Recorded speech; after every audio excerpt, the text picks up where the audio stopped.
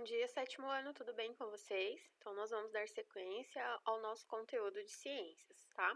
Então, só para relembrar, a gente falou semana passada sobre alavancas, né? Nós trabalhamos aí o início de máquinas simples.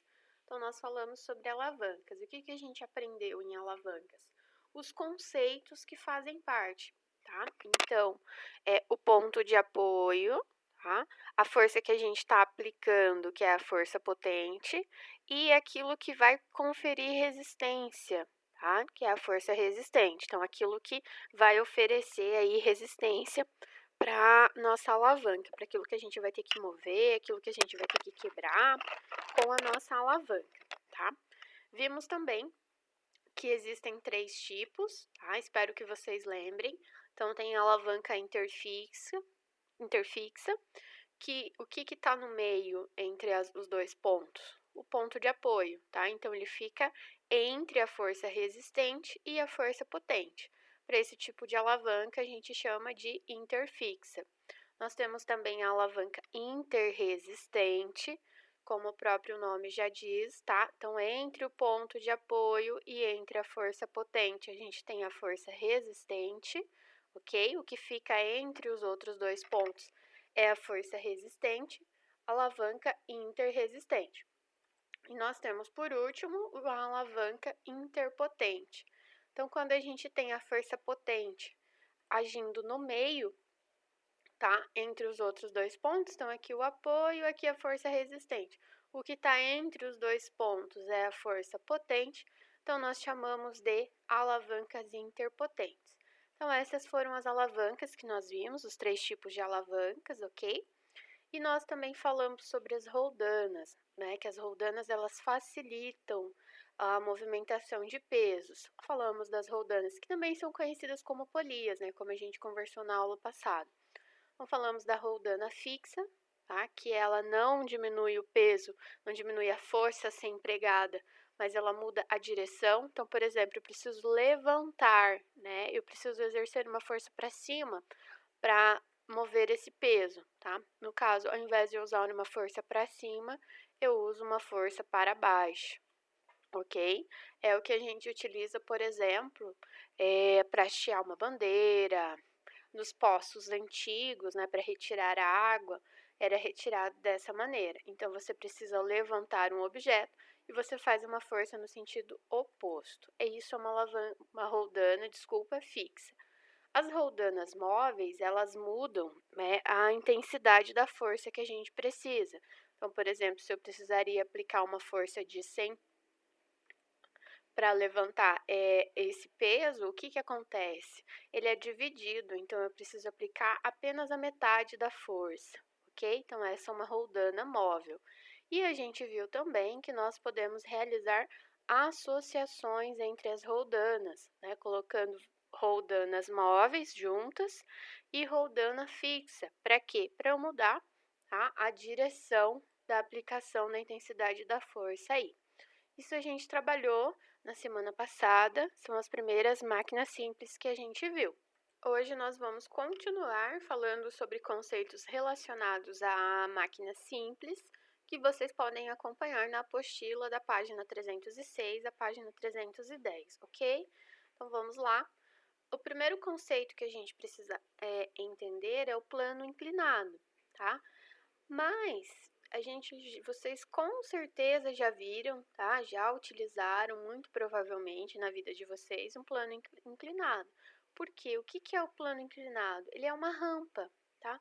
Qual que é a função? Facilitar, tá?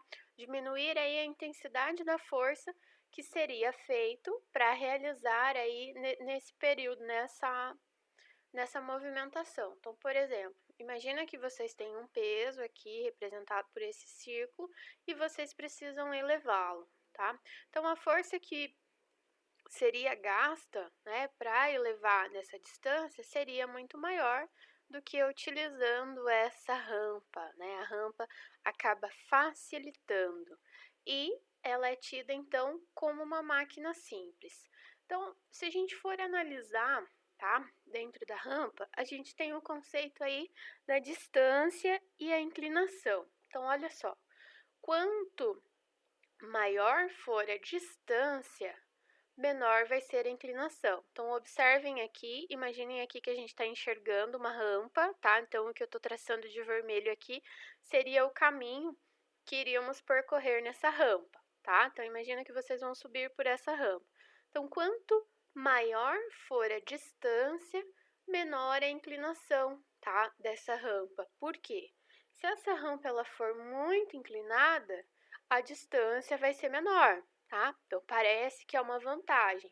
Só que não é uma vantagem, porque quando eu tenho uma distância menor, a força que deve ser aplicada para levantar o mesmo objeto, ela é maior, entenderam?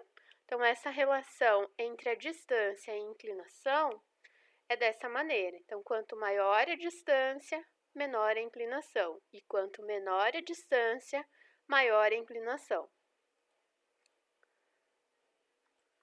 Então, olha só, as rampas elas são utilizadas para garantir acessibilidade nos ambientes, tá?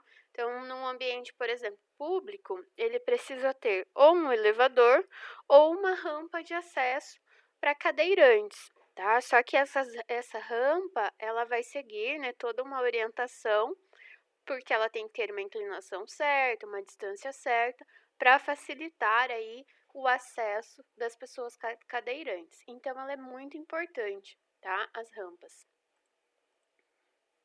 Agora a gente vai falar de alguns outros conceitos que também fazem parte da máquina simples, como os parafusos e as engrenagens, que provavelmente vocês já viram, né, em algum momento aí da vida de vocês. Então vamos entender como que eles são classificados e para que eles servem.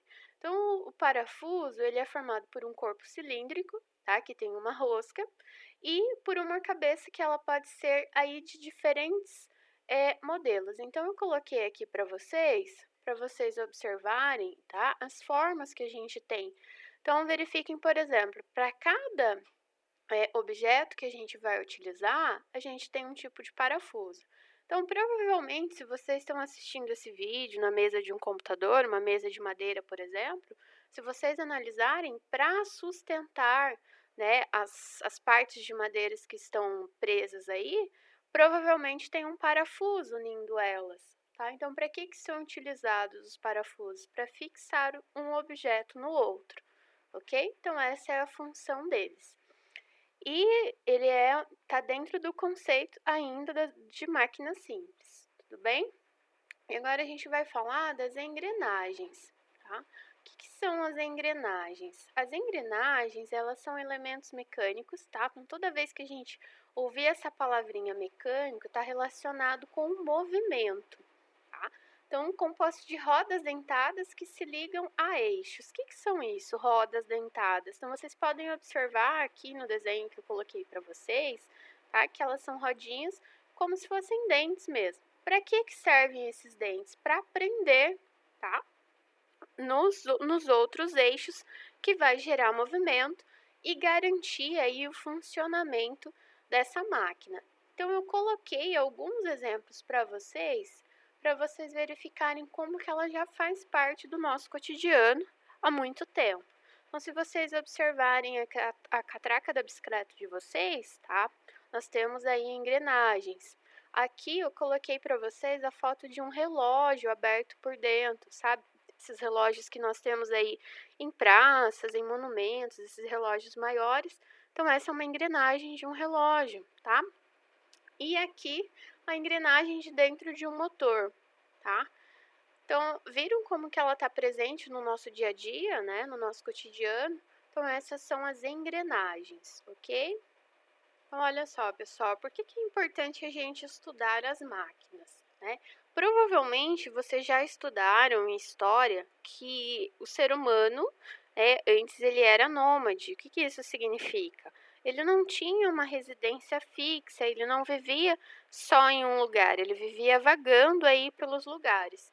E quando que isso mudou? Quando ele começou a desenvolver as técnicas de agricultura, tá? Começou a cultivar a terra.